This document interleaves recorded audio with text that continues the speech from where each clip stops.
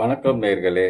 இப்பொழுது நாம் பார்க்க போகிறது இணையதளத்தில் 19 லட்சம் உறுப்பினர்களை வைத்துள்ள திரு அண்ணாமலை அவர்கள் தமிழக அரசியலில் ஜொலிப்பாரா?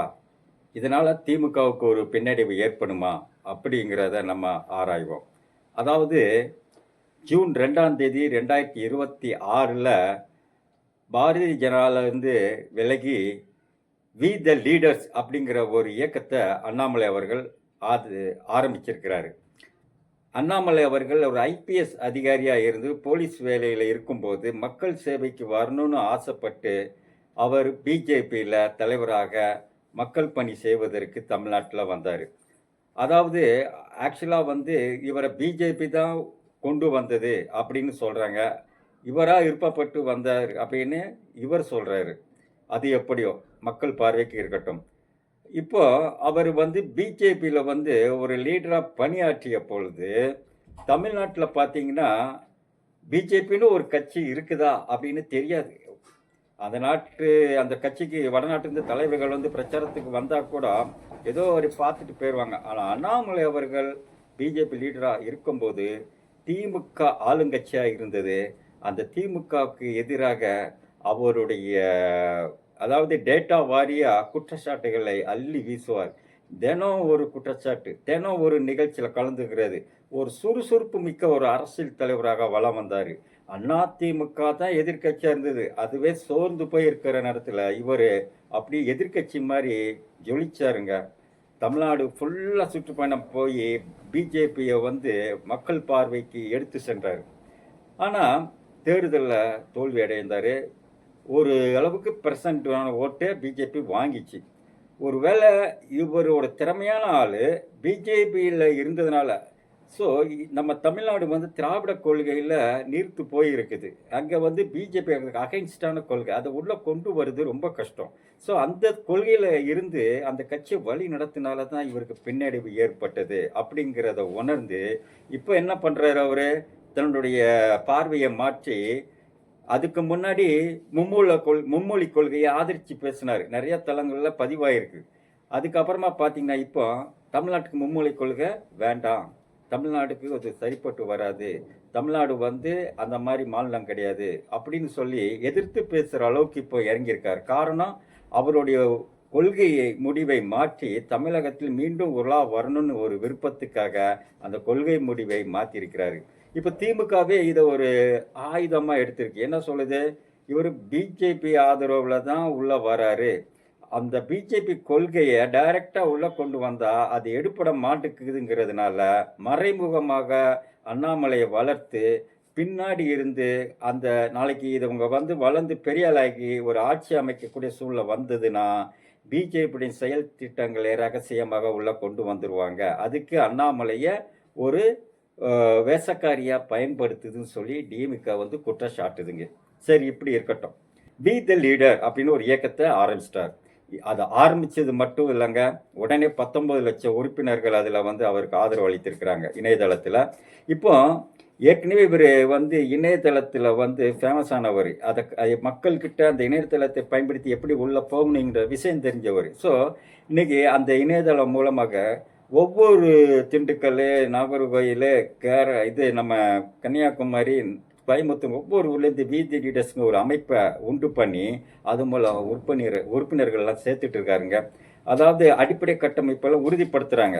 அதே மாதிரி பார்த்தீங்கன்னா ஒவ்வொரு பொதுக்கூட்டமும் தினம் மக்களை சந்திக்கிறது இப்படியே மாறி மாறி போயிட்டு இருக்காரு. தற்சமயம் அமெரிக்காவில் போய் அங்கே இருக்க தமிழ் சங்கங்கள், பழைய அமைப்புகள் இதெல்லாத்தையும் பார்த்து தன்னுடைய வி த லீடர்ஸ் கொள்கை அதை அங்கே விதைக்கிறாருங்க. அங்கேயும் உறுப்பினர் சேர்க்கிறாரு. ஒரு அமைப்பு ஆரம்பிச்சுட்டா இந்த அமைப்புடைய நோக்கம் வருங்காலத்தில் வருங்கால பொது தேர்தல், தமிழக பொது தேர்தலில் போட்டியிடவும் அடுத்தல எம்பி எலெக்ஷன்லையும் போட்டியிடணும்னு சொல்லியிருக்காரு. ஃபர்ஸ்ட் அமைப்பாக ஆரம்பிக்கிறாரு, அதை பலப்படுத்திட்டு இருக்காரு. அதே மாதிரி தன்னுடைய கொள்கை இந்த ஜூன் மாதம் ஃபுல்லாக பார்த்தீங்கன்னா போதை எதிர்ப்பு மக்களிடையும் அந்த டிமாண்ட் இருக்கிறத குறைக்கணும். அதாவது போதைப் பொருளுக்கு நாணயத்தின் 2 பக்கம் மாதிரி இருக்குது. ஒன்று டிமாண்ட், இன்னொன்று சப்ளையர்ஸு. இந்த சப்ளையர்ஸை விஜய் அரசு கண்டுபிடிச்சி அதை முடக்கணும், இதுக்கு விஜய் அரசுக்கு நான் முழு ஆதரவை தரேன்னு சொல்லி அதுக்கு ஆதரவாகவும் பேசியிருக்கிறாரு. ஒரு பக்கம் டிமாண்ட் இருக்குது. அந்த டிமாண்டு பார்த்தீங்கன்னா அந்த போதைப் பொருள் வந்து ஒருத்தனை வந்து சாப்பிட வச்சு அவன் குடும்பத்தை அழித்து நாட்டையே அழிக்குது. அதை விளக்கமாக இந்த ஜூலை மாதம் ஃபுல்லாக தமிழகத்தில் எல்லா பகுதியும் போய் சொல்லி அந்த டிமாண்டை குறைக்கணும், குறைச்சா தான் சப்ளையர்ஸு குறைவாங்க அப்படிங்கிற ஒரு விழிப்புணர்வை உண்டு பண்ணுறதுக்காக ஒரு பிரச்சாரத்தை மேற்கொள்ள போவதாகவும் அறிவிச்சிருக்கிறாரு. ஸோ இந்த வி த லீடர்ஸ் அந்த குரூப் வந்து தினந்தோறும் வளர்ந்து வருதுங்க. இது வந்து எப்படின்னா நியூ ஜெனரேஷனுக்கு நல்ல ஒரு அரசியலை தருவார் அப்படின்னு நினைக்கிறாங்க. இன்றைக்கி வந்து ஒரு கட்சி அப்படின்னாலே அதுக்கு மாவட்ட செயலாளர், பகுதி செயலாளர் அப்படின்னு வச்சு பொதுக்கூட்டம், தெருமுனை கூட்டம் நடத்தி வளர்ப்பாங்க. இப்போ அதெல்லாம் தேவையில்லைங்க. மீடியான்னு ஒரு அமைப்பு இருக்குது, அதில் வேறு அந்த ஷார்ட் ரீல்ஸ் எல்லாம் இருக்குது, அதுவே போதும். இளைஞர்கள் எல்லார் கையிலேயே இருக்குது. அப்போ என்ன கவலை அண்ணாமலைக்கு? அவர் என்ன பண்ணுறாரு, ஃபுல்லாக அவருடைய பேச்சுக்கள் எல்லாத்துலேயும் அதில் போட்டு வர்றாரு. இளைஞர்களை விரும்பி பார்க்குறாங்க. New generation.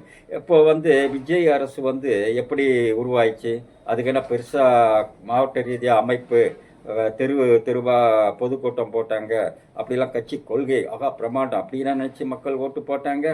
அதில் வந்து திமுக அரசு ஆளுங்கட்சியாக இருக்கும்போது என்ன இவங்க 10ல் 1 அப்படின்னு நினச்சிக்கிட்டு அசால்ட்டாக இருந்தாங்க. ஆனால் அவங்க எதிர்பார்க்காத அளவுக்கு தமிழகமே எதிர்பார்க்காது. நான் எனக்கே தெரியாதுங்க அது எப்படி தான் வெற்றி போயிட்டுருந்தேன். அந்தளவுக்கு ஒரு மாயமான ஒரு வெற்றியை பெற்றுருச்சுங்க. காரணம் மீடியான்றாங்க, இளைஞர்கள்னு சொல்கிறாங்க. ஸோ அப்படி நினச்சிட்டு இருந்த விஜய்க்கே அவ்வளோ ஆதரவு இருந்தப்போ, அதாவது அவர் நடிகர் ஆதரவு இருந்தது. அண்ணாமலை வந்து ஒரு ஐபிஎஸ் அதிகாரி, எதையுமே டேட்டா வாரியாக பேசக்கூடியவர். அதனால் இளைஞர்கள் மத்தியில் ஏற்கனவே நல்ல ஆதரவு இருக்கிறதுனால இப்போது இந்த புதுசாக வர இளைஞர்கள், புதுசாக ஓட்டு போடுற வர இளைஞர்கள் நிறைய பேர் இப்போ இருக்கிறாங்க. அவங்களும் 1,00,000க்கு மேலே இருக்கிறாங்க. அந்த வாக்காளர்களை குறி வச்சாலே போதும். அவங்களுக்கு என்ன திராவிடம் பற்றி என்ன தெரிய போகுது? அந்த காலத்தில் திமுக தான் திராவிடம், நமக்கு இந்தியில் எதிர்ப்புலாம் வச்சு நம்ம நாட்டை காப்பாற்றி தமிழத்தை வளர்த்துன்னு அவனுக்கு தெரியுமா? அதெல்லாம் ஒன்றும் தெரிஞ்சாலும் அவனுக்கு வந்து இப்போ என்ன ட்ரெண்டோ அதில் தான் நுழைவான். இப்போ பார்த்தீங்கன்னா ஒரு விஷயம் நம்ம தெரிஞ்சுக்கணும். இந்த திமுக வந்து தமிழ்நாட்டில் குறைய அளவு தான் ஆட்சி செஞ்சுருக்கு. ஆனால் வளர்ச்சி திட்டங்கள்னு பார்த்தீங்கன்னா அவங்கள மாதிரி யாரும் பண்ணது கிடையாது. அந்த திமுக போட்ட வளர்ச்சிங்கிற பெட்டில் தான் மற்ற கட்சிங்கள்லாம் பயணிச்சது. இன்றைக்கி தமிழ்நாடு உயர்ந்தது.